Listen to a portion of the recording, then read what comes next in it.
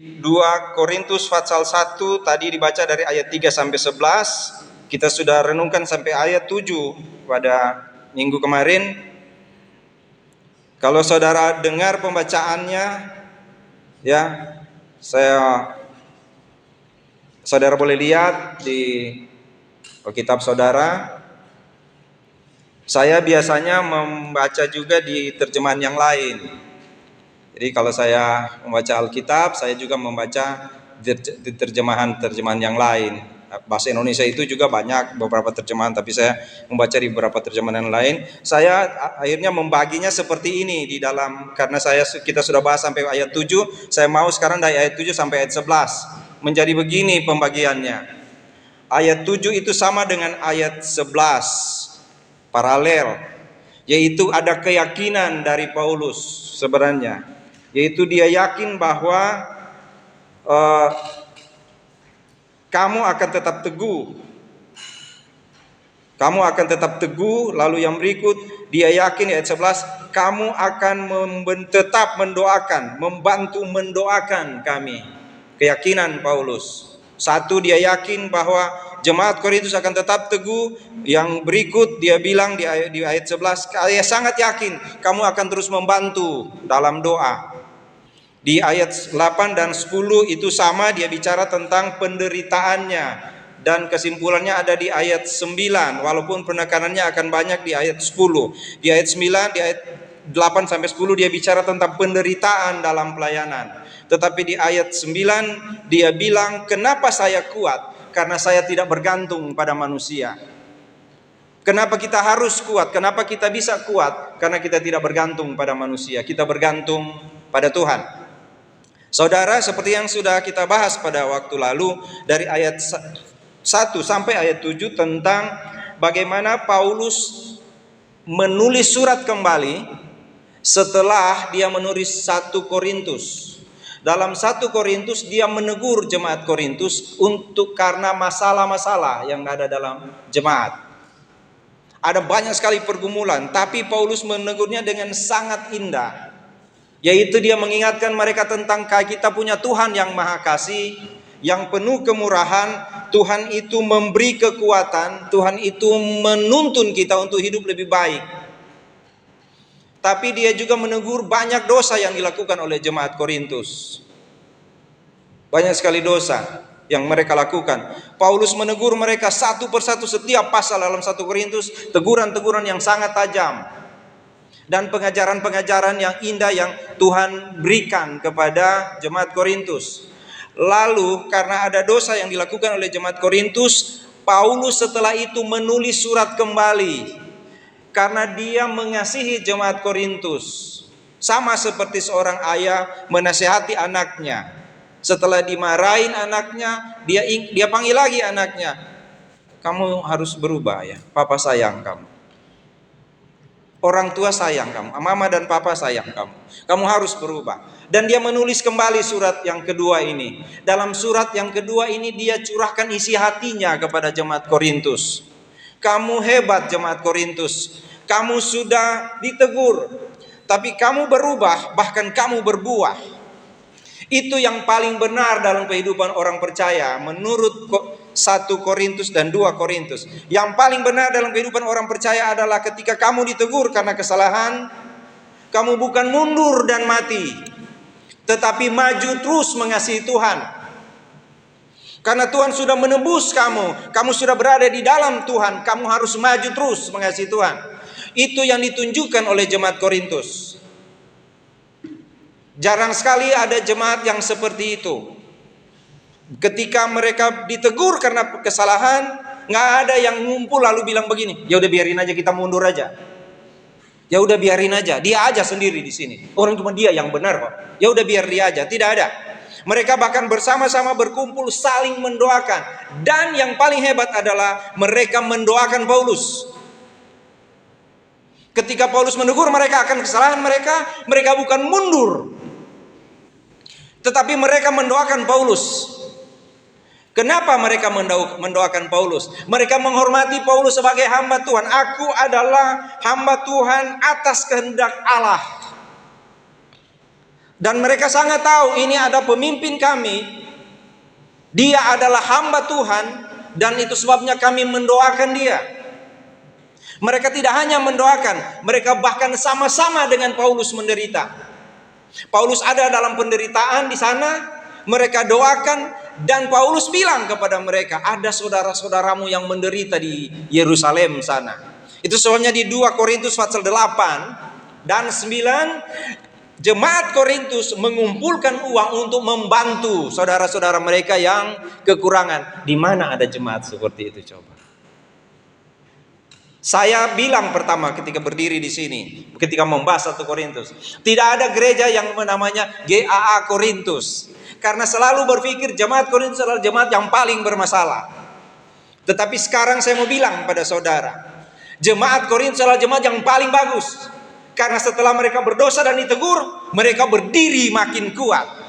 Di bagian akhir dari 2 Korintus dikatakan begini, berdirilah, bersikaplah sebagai laki-laki. Saudara boleh cek di situ. Begitu kamu jadi orang percaya. Jangan jadi pasangan yang tidak seimbang dengan orang tidak percaya. Maju terus dalam pelayanan. Itu jemaat Korintus. Dan dengan sedikit bangga, saya bilang di akhir khotbah waktu lalu, saya bangga dengan GAA Solafide Balikpapan. Karena ketika begitu banyak masalah yang harusnya menghancurkan, saudara-saudara tidak hancur.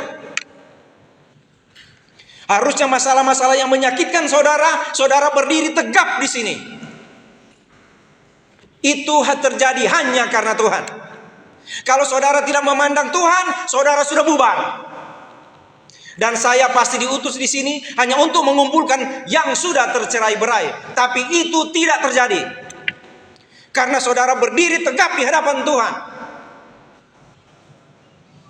Begitu orang percaya. Seperti itulah kehidupan orang percaya. Orang boleh sibuk menghancurkan kita, tapi saudara harus tetap berdiri di hadapan Tuhan. Bilang pada Tuhan, Tuhan, saya sudah dikuruskan olehmu. Saya ditebus menjadi milikmu. Sekarang saya milikmu. Saya tetap akan hidup sebagai orang percaya. Saya akan tetap hidup sebagai GAA Solafide Balikpapan. Dan saudara sudah buktikan itu. Terima kasih pada Tuhan. Saya bilang waktu yang lalu, semoga pendeta Andres Sandero, pendeta John Mamangkai, saudara-saudara saya yang lain yang pernah melayani di sini bangga kepada saudara. Saya berharap mereka mendoakan saudara dan tetap kuat. Tetap kuat. Jika bisa, saya berharap mereka balik kembali di sini dan melayani saudara-saudara yang kuat. Begitu pelayanan.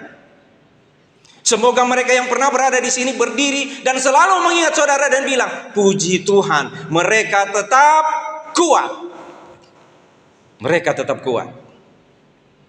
Bukan untuk dipuji kan saudara ya. Tetapi itu faktanya. Saya adalah saksi dari apa yang saya katakan tadi. Saya adalah saksi dari yang saya katakan tadi. Kenapa? Karena saudara belajar. Sadar atau tidak, saudara sedang belajar dari Korintus. Mari kita lihat sekarang, mulai dari ayat 7. Saya mau baca ayat 7 dan ayat 11. Dan pengharapan kami akan kamu adalah teguh, karena kami tahu bahwa sama seperti kamu turut mengambil bagian dalam kesengsaraan kami, kamu juga turut mengambil bagian dalam penghiburan kami. Ayat 11, dan kamu juga turut membantu mendoakan kami, supaya banyak orang mengucap syukur atas karunia yang kami peroleh berkat banyaknya doa mereka untuk kami. Yang pertama, Paulus mau bilang gini kepada jemaat Korintus, kalian sudah saya tegur karena begitu banyak masalah dalam hidupmu. Saya sudah tegur. Saudara nggak ditegur itu. Ya kan, kalau ada masalah nggak berani. Saya bilang, mana saya berani tegur saudara di sini. Mana berani ada pendeta datang, siapa? Untuk ketua ketua gereja kita aja nggak berani tegur saudara. Kalian tuh jangan sambil percaya. Mana berani? Nggak berani. Karena semakin ditegur semakin sakit kan? Kalau ditegur itu kan sakit, ya kan? Kalau ditegur sakit. Orang tua kan begitu. Kalau ditegur anak, kamu kenapa kamu nakal begitu? Sebenarnya kan dia lagi bilang begini, saya gagal mendidik kamu. Saya gagal mendidik kamu. Harusnya kamu tidak nakal. Kalau saya didik dengan benar. Makanya tidak ada hamba Tuhan yang berani menegur di sini. Saya tidak berani. Kenapa? Sebab kalau saya bilang itu, kenapa kalian pecah? Kenapa kalian seperti ini? Kenapa kalian bermasalah? Saya akan bilang pada diri saya, karena saya gagal melayani.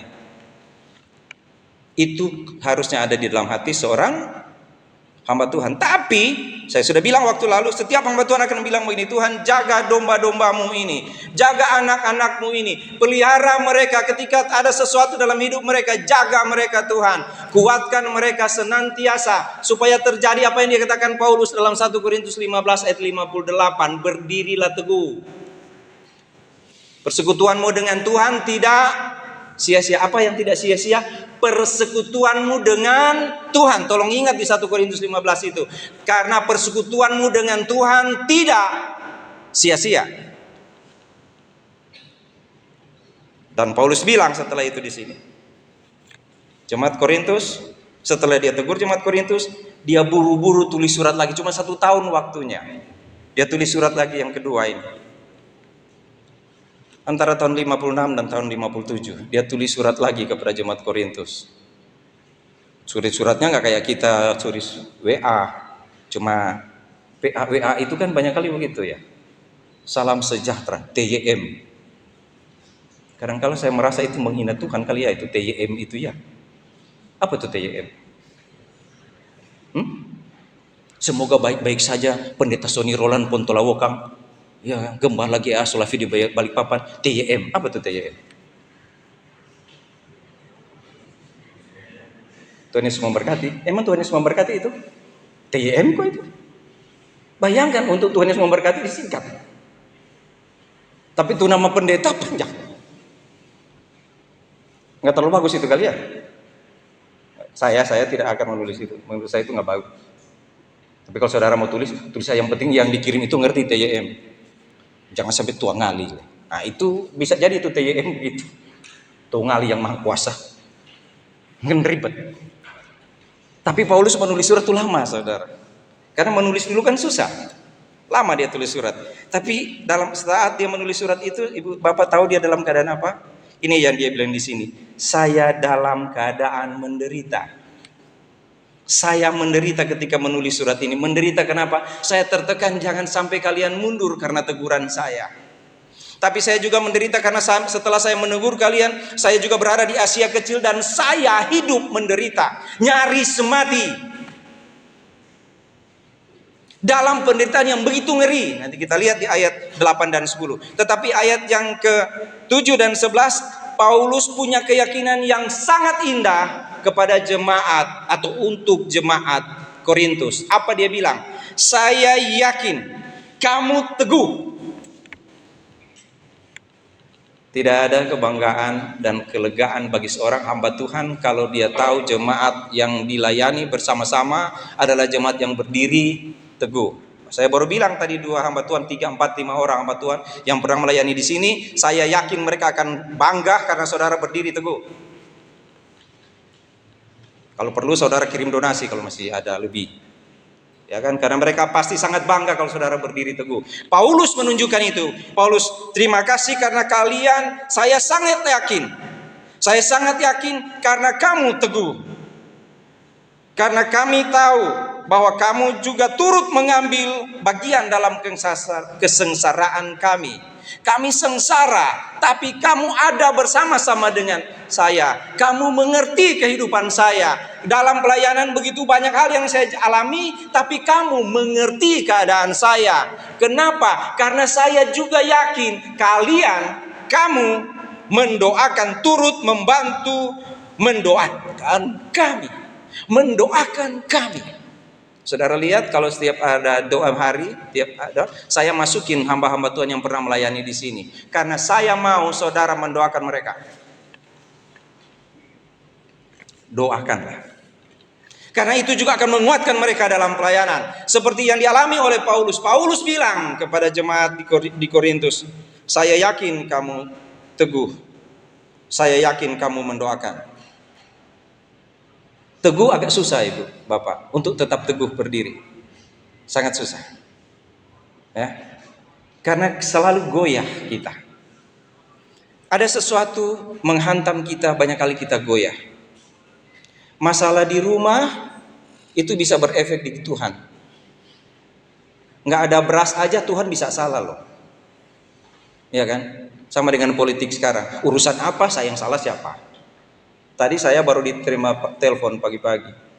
Teman saya bilang, ini bagaimana ini Pak Soni? Ini pemimpin kita begini-begini. Saya diam lalu saya bilang, Anda mau khotbah sebentar? Iya, Anda mau khotbah itu sebentar. Anda mau khotbah yang Anda bilang ke saya ini? Enggak, ya udah nggak usah ngomong karena saya juga mau khotbah. Ya kan? Bagaimana ini seperti ini? Kenapa kita tidak teguhkan jemaat? Tapi kalau kita lihat yang, waduh kok mereka begitu ya Pak Soni? Aduh kalau saya lihat Pak Hengki, Pak Soni.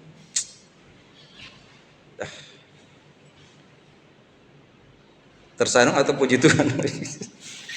Aduh kalau saya lihat, aduh. Kalau saya lihat Pak Bambang, aduh. Nah, apalagi Pak Yono, aduh. Gimana ya? Jadi minta maaf Pak Soni, hari Minggu saya nggak ke gereja.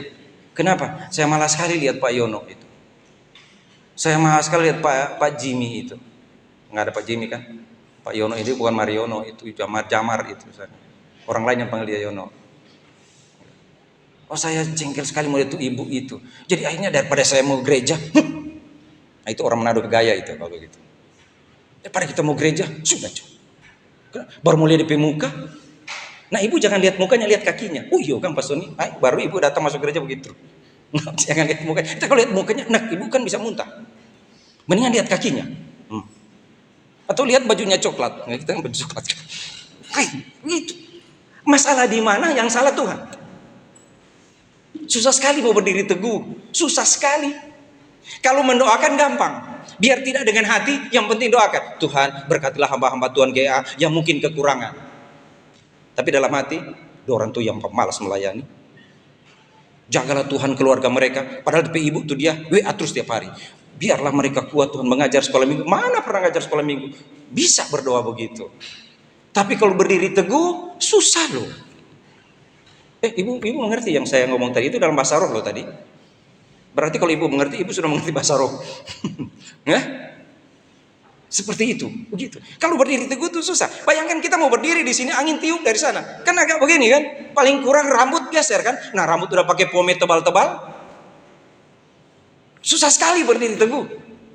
Tapi Paulus bilang, saya bangga padamu, saya yakin kamu teguh. Padahal sudah ditegur 16 pasal ibu, bapak. Ditulis Paulus semua tentang masalah di Korintus. Tapi di terakhir dia bilang, tetaplah berdiri teguh. Persekutuanmu dengan Tuhan tidak sia-sia ya. Tapi susah kan berdiri teguh. Jadi begini ibu bapak, besok datang di sini, hari Minggu datang di sini. Walaupun mukanya nggak bagus tuh, itu ke pendeta salam. Bayangkan ibu, Pak Soni salaman sama saya. Bukannya lihat saya, malah dia begini. Ibu tetap datang di sini, berarti ibu teguh. Bapak tetap datang di sini, berarti bapak teguh. Iya kan? Ini saya mau datang baru begini. Bayangkan kak, saya mau salaman Pak Agung cuma duduk aja. Itu dia baru di kemo kelima ibu. Coba tanya makan aja susah itu.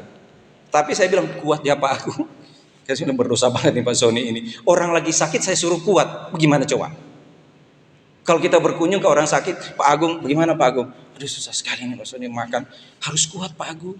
Orang Kristen mesti kuat. Enak banget khotbah. Saya baru sakit kepala, Ibu Yosi bilang, kenapa kamu sakit kepala harus kuat? Nganep mulut tuh dia. Tuh udah tahu orang sakit disuruh kuat. Tapi kalau kita berkunjung ke orang sakit, kuat Pak. Semangat Pak, semangat Pak. Besoknya yang suruh semangat datang gereja, malah yang sakit datang gereja. Coba. Apa yang terjadi dengan kehidupan ini? Susah sekali kan berdiri teguh? Tapi Paulus bilang ke jemaat Korintus, kamu hebat. Hebat kamu berdiri teguh. Seorang teman saya mahasiswa praktik di sini. Teman saya mahasiswa praktik. Kemarin ujian proposal. Saya bangga sekali lihat dia pakai jas. Saya bilang gitu dong. Pakai jas ujian kok mau pakai batik. Jas. Setelah itu nggak tahu jas dia simpan di mana. Karena nanti pakai 2 bulan depan. Teguh berdiri, kuat Pak, belajar terus karena suruh. Enak itu. Coba kalau kita yang mau ujian. Jangan usah ujian. Ibu boleh kok besok pimpin diskusi keputrian. Kan saya bilang ke ibu-ibu tadi malam, kayaknya ibu-ibu pernah diskusi kan, ada ibadah diskusi. Boleh nggak diskusi lagi? Oh bisa. Lalu bilang ke Ibu Yosi, Ibu Yosi pimpin diskusi ya minggu depan. Kayaknya minggu depan saya mau sakit perut. Itu sudah belum minggu depan. Kayaknya minggu depan saya mau sakit perut. Kalau nggak pinggang kayaknya. Saya berasa kok pinggang saya. Tadi aja dia udah setengah mati di sini. Ibu lihat bilang begini, apa? Ibu Yosi kan pakai coklat. Nanti kalau saudari Tessa terlambat datang, ibu yang nyanyi. Ibu Yosi, tunggu kita mau pulang dulu ambil berpoin. Saya tunggu, saya lihat nggak mau balik nggak dia ini ya. Karena saya pikir kalau dia sampai jadi singer di sini, ini lampu ini jatuh. Saking gemetar, bisa tanah goyak loh di sini, bisa gempa loh di sini. Saudara, berdiri teguh itu tidak mudah. Mendoakan bisa. Tapi jemaat Korintus bisa. Padahal mereka ditegur keras, tapi mereka bisa berdiri teguh. Ya kan? Bisa. Jemaat Korintus yang berdosa aja begitu, apalagi Solafira Balikpapan yang tidak berdosa seperti Korintus. Ya? Saya nggak akan bilang berdirilah teguh, saudara. Nggak usah, orang udah berdiri teguh. Ya kan? Saya nggak lihat ini orang duduk di sini duduk miring begini. Sambil ibadah miring begini. Nggak ada. Teguh, berdiri tegak. Luar biasa. Ada yang sampai berkedip pun enggak. Saya sampai bilang ke Ibu Yosi, kadang-kala saya suka takut khotbah di sini. Kenapa? Bayangkan mereka lihat begini. Saya satu ngomong salah saja, hancur saya di sini. Begini sampai berkedip enggak. Pas sudah pulang masih tetap begini, udah ketiduran ternyata. Enggak turun pelan, naik cepat ya. Ada kan yang turun pelan, naik cepat. Kalau ini enggak, tegak. Udah ditopang itu. Saudara, berdiri teguh itu tidak mudah, tapi bisa nggak? Bisa tuh. Kenapa Paulus bangga kepada mereka? Karena Paulus bilang begini di ayat 8 dan 10. Sebab kami mau saudara-saudara supaya kamu tahu akan penderitaan yang kami alami di Asia Kecil. Apa sekarang itu Asia Kecil itu? Galatia ya? Galatia sekarang. Apa? Turki sekarang ya? Beban yang ditanggungan atas kami adalah begitu besar dan begitu berat, sehingga kami telah putus asa juga akan hidup kami. Saudara bayangkan itu, tekanan itu. Kami putus asa atas hidup kami. Seorang hamba Tuhan yang luar biasa yang Tuhan bilang, Paulus engkau adalah hamba Tuhan, rasul untuk bangsa-bangsa bukan Yahudi. Engkau yang akan urus seluruh zaman anugerah ini. Kamu urus, tapi Paulus bilang, ketika saya menegur kalian di 1 Korintus, perjalanan hidup saya sesudah itu sangat menderita. Bukan saya senang-senang setelah menegur kamu, tidak, saya menderita. Ayat 10, dari kematian yang begitu ngeri, ia telah dan akan menyelamatkan kami. Kepadanya kami menaruh pengharapan kami, bahwa ia akan menyelamatkan kami lagi. Saudara lihat yang Paulus katakan di ayat 8 dan 10 begini. Saya menderita, nyaris mati. Sedikit saja saya dari kematian. Daud bilang kepada Yonatan, hanya tipis hidup saya dan mati. Apakah saudara pernah menyadari itu? Dalam hidup kita sehari-hari sangat tipis antara hidup saya dan mati. Karena semua sedang berbaris menuju kematian. Kematian jasmani sangat tipis. Paulus bilang, kamu tahu penderitaan kami, beban kami begitu besar, kami sepertinya putus asa. Kalau ayat 9 dia bilang, seperti telah dijatuhi hukuman mati. Penderitaan Kristus, kesengsaraan Kristus telah kami alami juga. Semua yang Kristus katakan tentang penderitaan dialami oleh Paulus. Kalian jemaat Korintus, kalian kemarin itu bangga bahwa kalian punya karunia, ya, punya persekutuan yang hebat, jemaat yang kuat, punya persekutuan yang hebat, kalian punya karunia yang luar biasa dan selalu mencari hikmat, mencari tanda. Kalian mau hidup benar sebagai orang-orang dunia. Kalian mau tampil bahwa kami diberkati oleh Tuhan. Kalian berpikir kalau dengan Tuhan semuanya akan indah. Karena itu yang kalian dengar dari pengajar-pengajar yang salah. Kalian dengar bahwa kalau kamu percaya Tuhan Yesus, Tuhan akan berkati kamu setiap hari dan Dia tidak akan meninggalkan kamu. Makanya kalian pikir kalau jadi anak Tuhan, karena saya anak raja, maka saya pasti akan diberkati oleh Tuhan. Benar itu. Benar. Tapi saudara tahu, namanya paradoks. Begini, kehidupan Kristen itu seperti ini. Di sini kita akan diberkati oleh Tuhan, tetapi di sini ada kata kalian akan menderita untuk Tuhan. Diberkati oleh Tuhan sebenarnya bukan untuk kita kan? Kalau kita diberkati oleh Tuhan untuk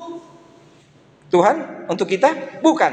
Kenapa kita diberkati oleh Tuhan? Karena kita diberkati untuk Tuhan supaya kita memuliakan Tuhan. Makanya ketika kita diberkati oleh Tuhan, kita tahu ini berkat dari Tuhan, saya harus kembalikan untuk Tuhan, bukan uang.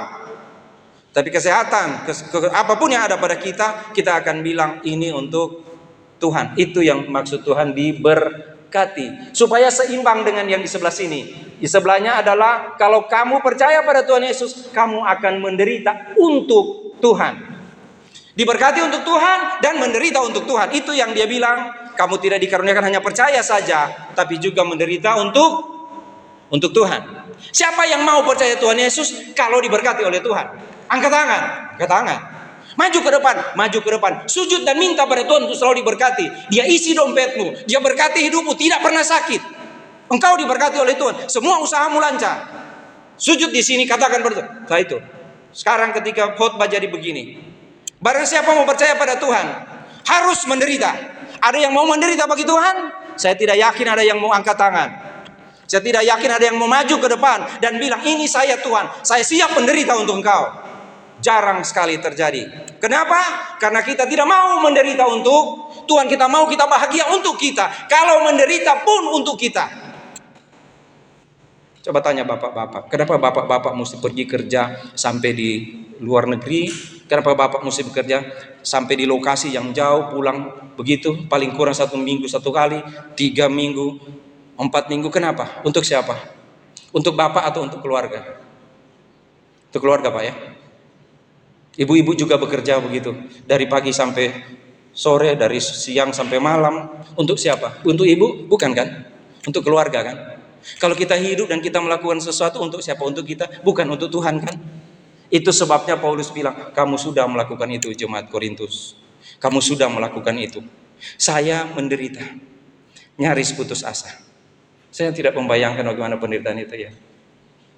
Sampai udah di ujung hidup, sudah di ujung sekali di jurang gitu, dia bilang, aduh Tuhan sudah terserah. Saya berdiri di sini Tuhan. Terserah arah angin. Kalau angin dari belakang saya akan jatuh ke jurang. Kalau angin dari depan saya akan hidup kembali. Terserah Tuhan, saya berdiri di sini. Ini saya Tuhan, hidup saya. Itu yang Paulus bilang nyaris mati. Nyaris putus asa. Dekat sekali dengan kematian. Semua penderitaan Kristus saya alami. Yang belum dialami Paulus hanya disalib karena dosa manusia. Karena itu tidak bisa dilakukan oleh siapapun. Tapi dirajam, dipukul.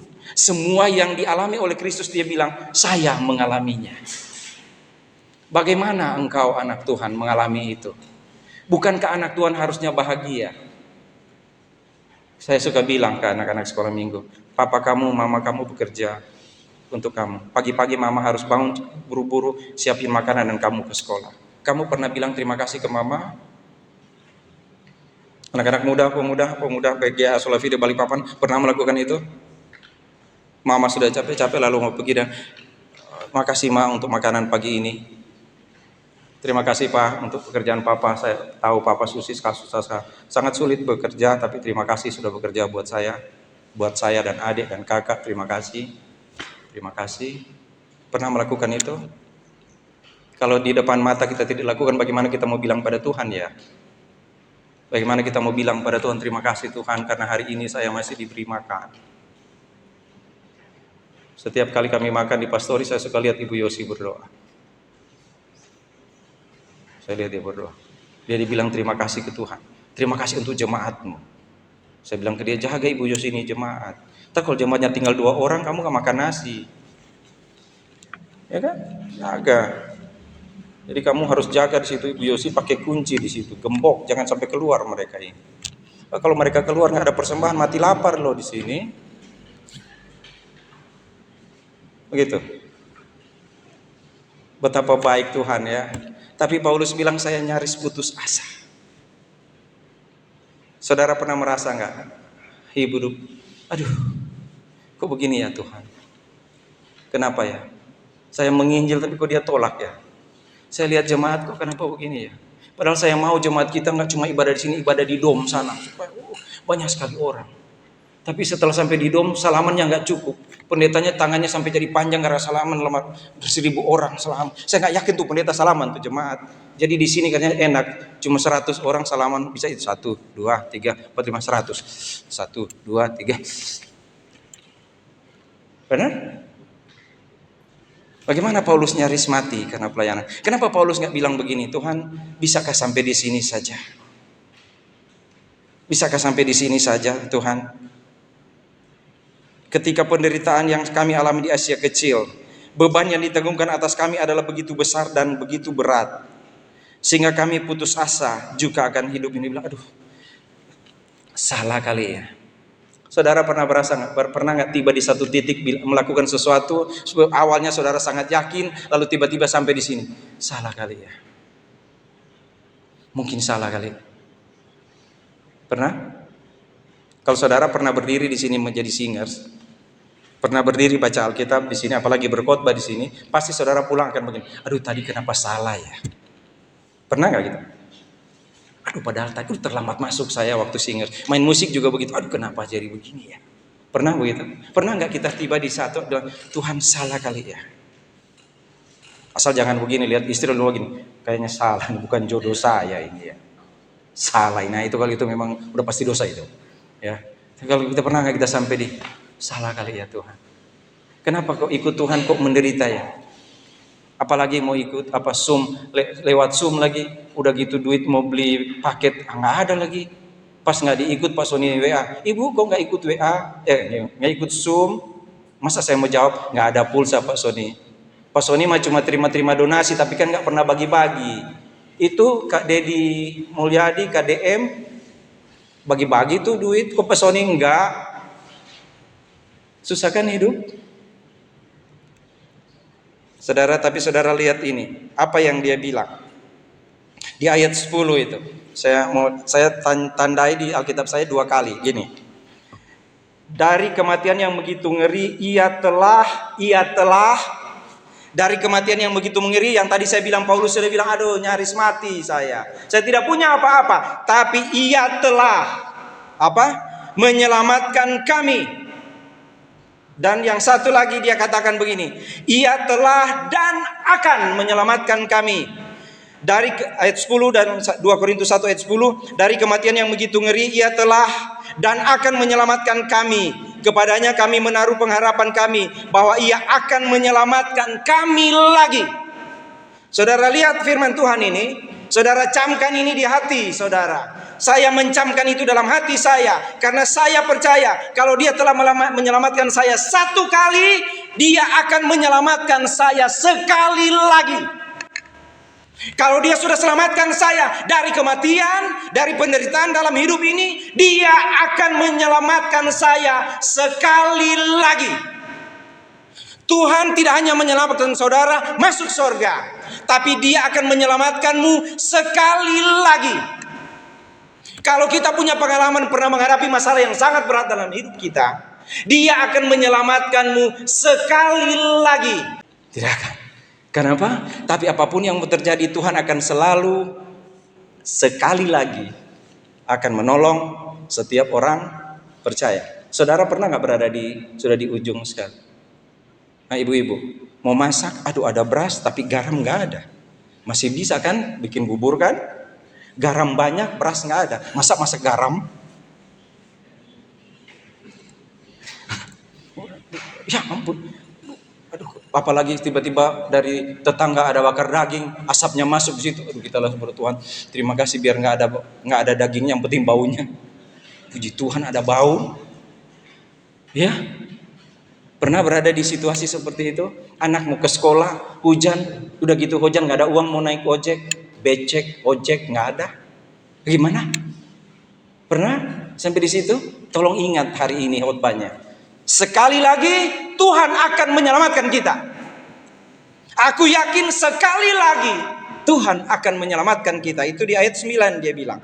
Bahwa kami merasa seolah-olah kami telah dijatuhi hukuman mati. Tetapi hal itu terjadi supaya kami jangan menaruh kepercayaan kepada diri kami. Tetapi hanya kepada Allah yang membangkitkan orang-orang mati. Allah yang Paulus percaya, dia bilang kepada jemaat di Korintus, tidak hanya menyelamatkan kami sekali lagi, tetapi dia juga akan membangkitkan orang-orang yang sudah mati sekalipun. Apa dia katakan? Akulah kebangkitan dan hidup. Barang siapa percaya, sekalipun mati akan hidup lagi. Yang hidup tidak akan mati lagi. Itu yang Paulus bilang. Kalaupun saya menderita, sampai mati sekalipun, kalau belum mati, saya percaya Tuhan sekali lagi akan menyelamatkan saya. Sekarang dia bilang, tapi saya tidak menaruh pengharapan pada saya dan pada jemaat, pada diri kami, bukan juga kepada kamu jemaat Korintus. Kamu hanya saya butuhkan, doakanlah saya. Tetapi kita harus taruh pengharapan kepada Kristus. Karena dia bukan hanya sanggup menyelamatkan sekali lagi, bahkan membangkitkan orang-orang yang sudah mati. Artinya Yesus kita berkuasa atas hidup dan mati setiap orang. Maka hai GAA Solafide Balikpapan, jangan pernah takut terhadap apapun, karena dia sekali lagi akan menyelamatkan kita. Berdiri teguh. Kalau satu waktu goyah, bilang pada diri sendiri, Tuhan, saya percaya ada orang yang mendoakan saya. Saya yakin dia mendoakan saya. Saya yakin dia yang teguh itu. Walaupun saya goyah sekarang, tapi ada saudara seiman saya yang teguh. Saya yakin dia akan mendoakan saya. Dan engkau sekali lagi akan menyelamatkan saya, karena saya percaya padamu. Saudara boleh bilang itu pada Tuhan? Saudara boleh bilang itu pada Tuhan? Katakanlah pada Tuhan. Karena dia sekali lagi akan menyelamatkan saudara. Bukan hanya sekarang, tetapi sampai yang mati sekalipun dia akan bangkitkan.